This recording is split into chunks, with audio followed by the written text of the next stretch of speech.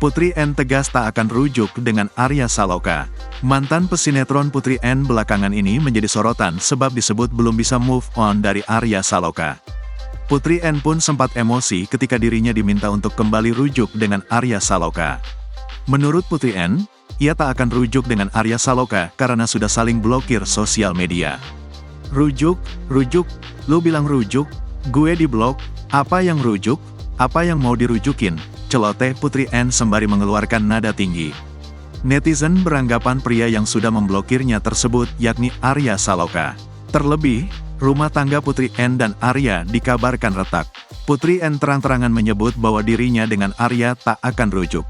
Menurut ibu anak satu ini, soal urusan media sosial saja keduanya sudah tak berhubungan lagi.